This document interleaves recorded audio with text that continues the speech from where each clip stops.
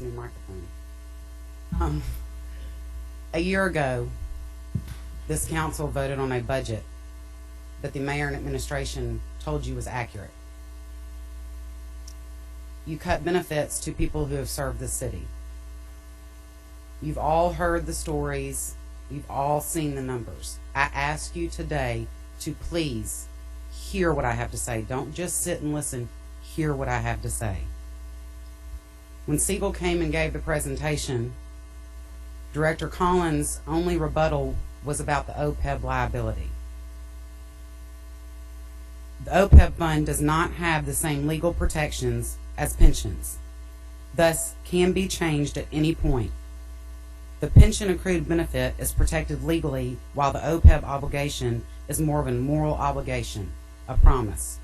You all are familiar with that. That's what you promised us was our benefits. Unlike pensions, there is not an accrued benefit which participants have earned and are entitled to.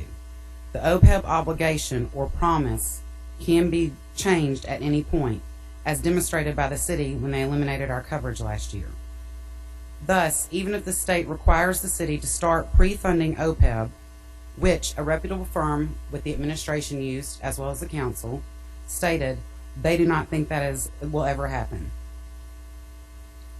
The city could at any point simply eliminate the plan if this ever did become a legal obligation. I heard a term used by the comptroller that was sent to each of you, and the phrase was, council should decide if keeping their promise to provide these benefits is the best way to spend limited tax dollars. Our tax dollars are only limited because our mayor keeps spending them.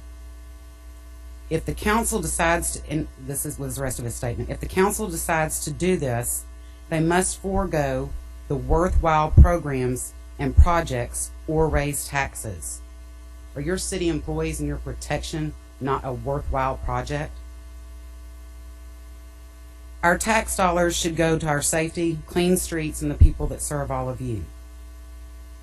The comptroller also stated that it would be a serious and tragic to reverse this, after he admitted he has not seen any of the calculations.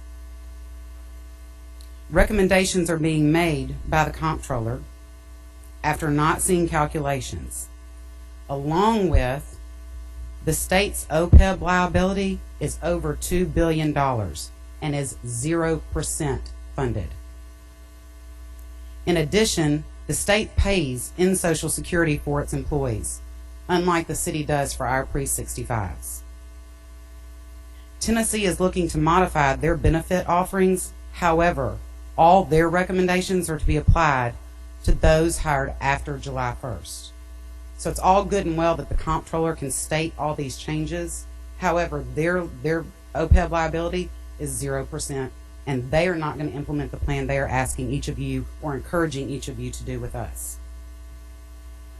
Along with that, I emailed specific questions to the administration, as well as council, as well as Director Robinson.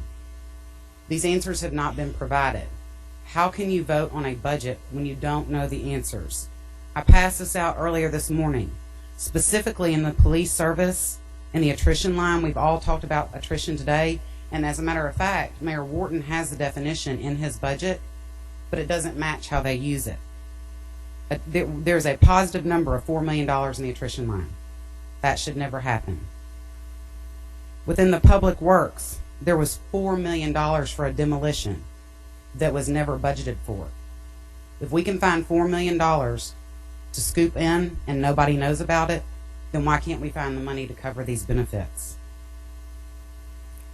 Per the third quarter budget renew, we hear Director Collins talk about revenue and expense, but per the third quarter budget review, revenue was $17 million higher than planned, and expense was $27 million less.